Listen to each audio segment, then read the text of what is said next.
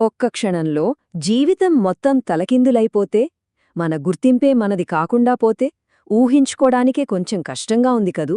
కాని దేవి భాగవతంలో ఇలాంటి ఒక అద్భుతమైన కథ ఉంది. ఆ కథే సుద్యుమ్నుడి కథ. ఈ కథలో ఒక ఊహించిని మార్పు ఒక వ్యక్తిని అసలైన మార్గం వైపు ఎలా నడిపించిందో చూద్దాం.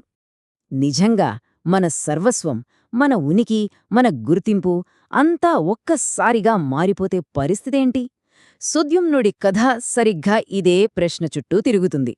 జీవితంలో ఎదురయ్యే ఇలాంటి పెద్ద పెద్ద మార్పులను ఎలా స్వీకరించాలి? వాటి వెనుక ఉన్న అసలర్థమేంటి? ఈ కథ మనకు చాలా విషయాలు నేర్పుతుంది. సరే, ఇక కథలోకి వెళ్ళిపోదాం. మన కథానాయకుడు సుద్యుమ్న మహారాజు. ఆయన మామూలు రాజు కాదు, ధర్మానికి, పరాక్రమానికి మారుపేరు. అంతా ప్రశాంతంగా, అద్భుతంగా సాగిపోతోంది ఆయన రాజ్యంలో. కాని ఒక్క చిన్న సంఘటన, కేవలం ఒక్క సంఘటన ఆయన జీవిత గమనాన్నే పూర్తిగా మార్చేసింది. అంతా ఎలా మొదలైందంటే, ఒక మామూలు వేటతో. రాజు తన మంత్రులతో కలిసి సుమేరు పర్వతం దగ్గర ఉన్న ఒక అడవిలోకి వెళ్లాడు. చూడ్డానికి అడవి చాలా అందంగా, ప్రశాంతంగా ఉంది.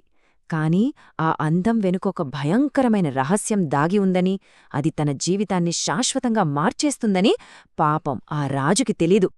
అవును, ఆ అడవి అస్సలు సాధారణమైనది కాదు.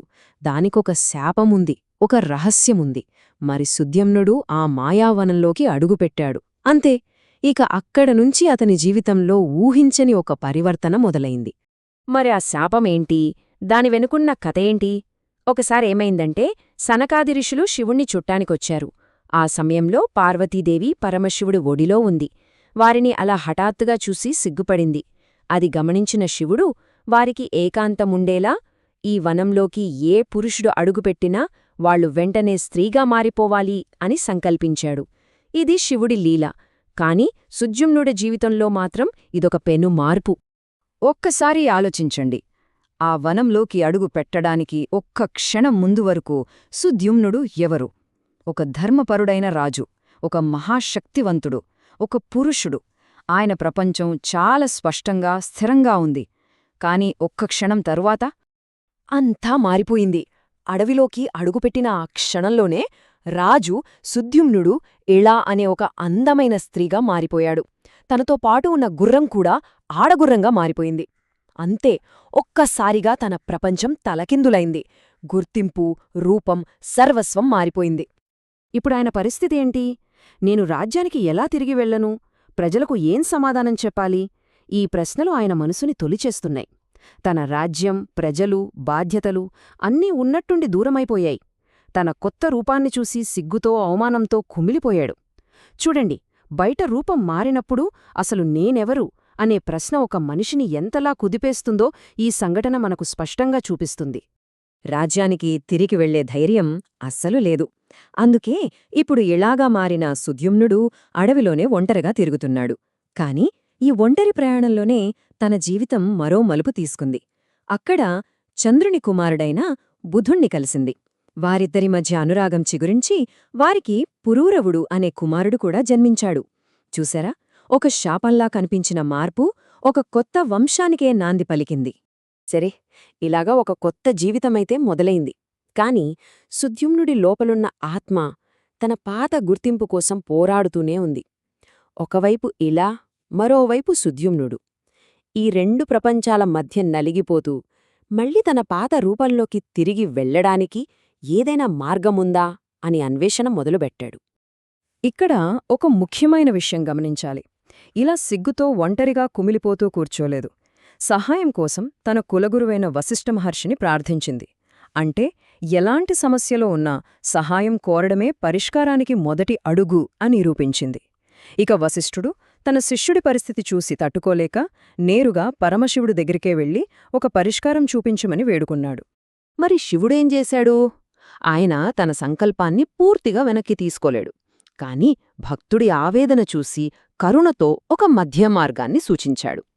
ఇక్కడ మనం తెలుసుకోవాల్సిందేంటంటే, కొన్నిసార్లు దేవుడు మన సమస్యను పూర్తిగా తీసేయడు. బదులుగా ఆ సమస్యతో జీవించే శక్తిని, ఒక సమతుల్యతను ఇస్తాడు. బహుశా అదే అసలైన దైవకృప అంటే. శివుడిచ్చిన వరం ప్రకారం సుద్యుమ్నుడు ఒక నెల పురుషుడుగా ఆ తర్వాతి నెల స్త్రీగా జీవించాలి. ఎంత విచిత్రమైన పరిష్కారం కదా! ఒక నెల సుద్యుమ్న మహారాజుగా సింహాసనంపై కూర్చుని రాజ్యాన్ని పాలిస్తాడు. ఆ తర్వాతి నెల ఇలాగా అంతఃపురంలోకి వెళ్ళిపోతాడు. ఈ ద్వంద్వ జీవితం వల్ల ఆయన పాలనలో, వ్యక్తిగత జీవితంలో ఎంత అస్థిరత వచ్చుంటుందో ఊహించండి. ప్రజలంతా పూర్తి గందరగోళంలో పడిపోయారు. బయటి ప్రపంచం మొత్తం ఇలా అల్లకల్లోలంగా అస్థిరంగా ఉన్నప్పుడు మరి నిజమైన శాంతి ఎక్కడ దొరుకుతుంది? ఇక్కడే సుద్యుమ్నుడి ప్రయాణంలో చివరి, ఇంకా చెప్పాలంటే అత్యంత ముఖ్యమైన దశ మొదలవుతుంది. అదే అంతరంగిక ప్రయాణం. బయట ఎన్ని ప్రయత్నాలు చేసినా శాశ్వతమైన పరిష్కారం దొరకట్లేదని అర్థమైపోయింది.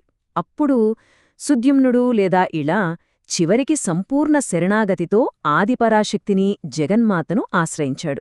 అప్పుడే ఆయనకు అసలైన సత్యం తెలిసొచ్చింది. అదేంటంటే మన బయటి రూపాలు, మన హోదాలు, మన గుర్తింపులు ఇవన్నీ మారచ్చు.